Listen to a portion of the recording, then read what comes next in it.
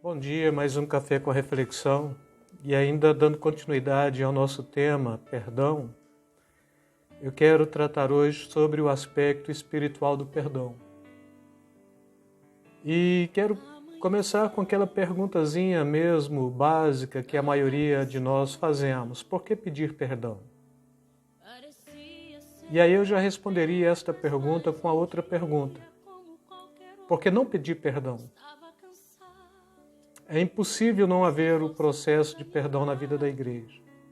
Porque tudo quanto acontece na vida da igreja, ela está pautada dentro deste aspecto do perdão, seja do homem para com Deus, seja do homem para com o homem.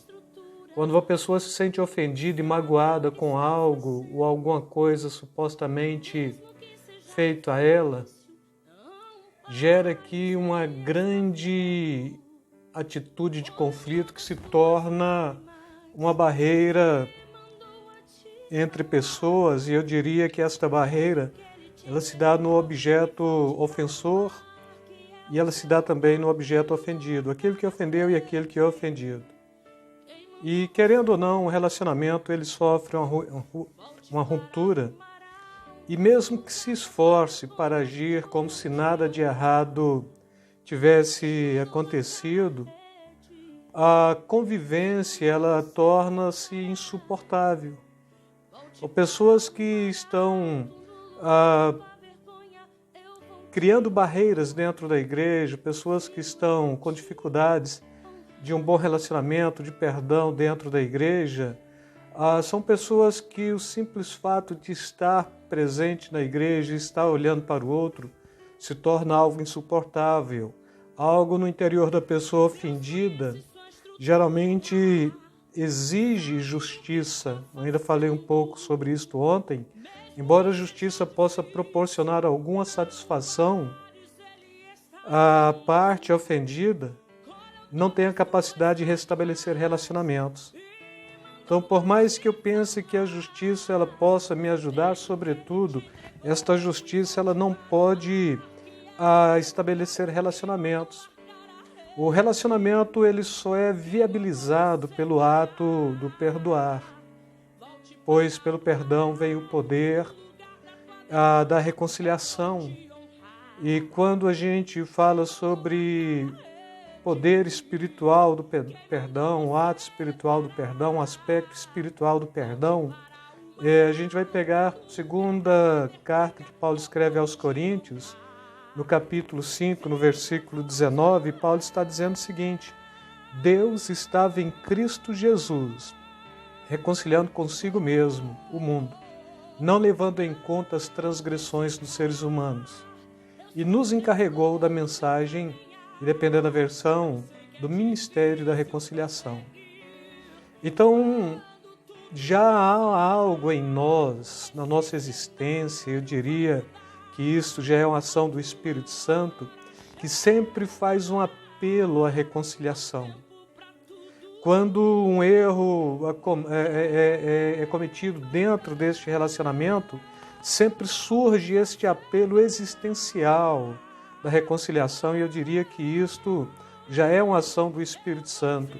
O desejo de se reconciliar é geralmente mais poderoso do que o anseio de justiça, porque sempre se fala de justiça, o meu direito, a minha justiça, mas necessariamente o querer e o desejo da reconciliação ele se torna até maior mesmo do que o próprio sentimento, o desejo da justiça.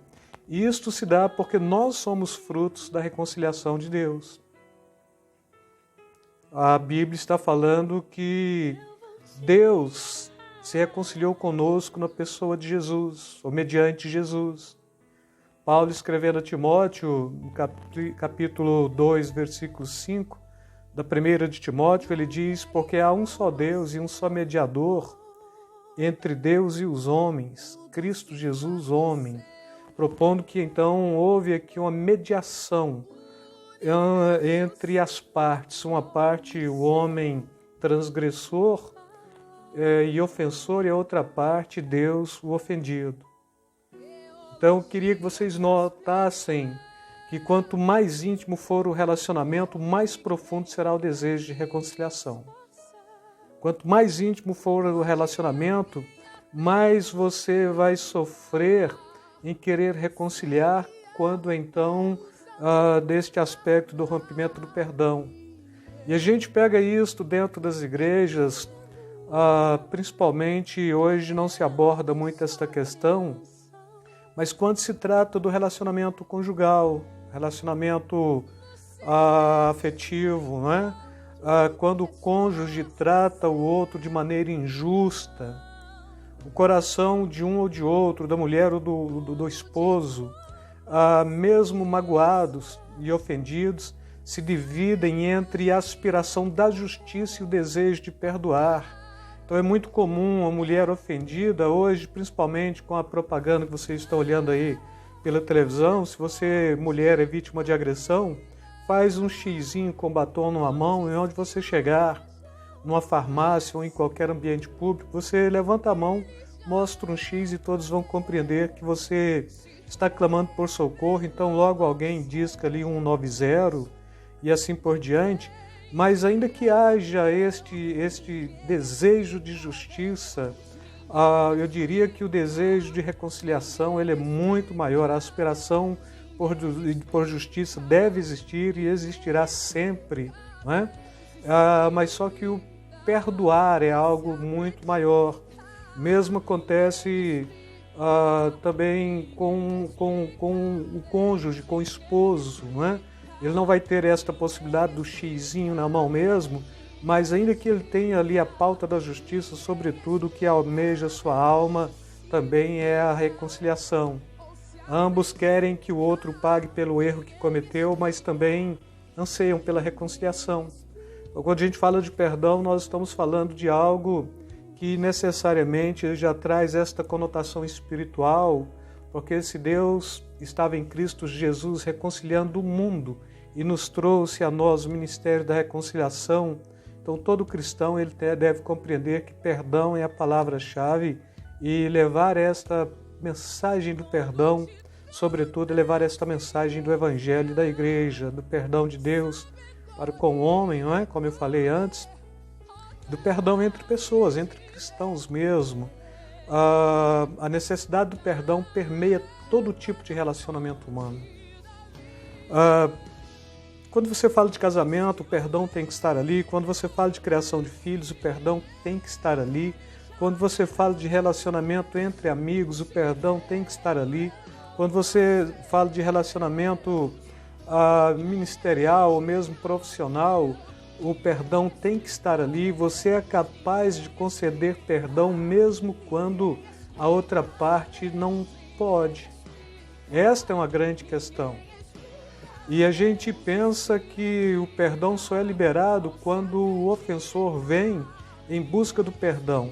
Mas tem duas passagenzinhas bíblicas, e não vou citá-las por livros ou por direção ou por caminho, mas uma delas é do próprio Jesus na cruz, orando a Deus acerca da humanidade, acerca daqueles que o haviam crucificado ali na cruz e propondo, Senhor, perdoa-lhes porque não sabem o que faz, né? O que fazem.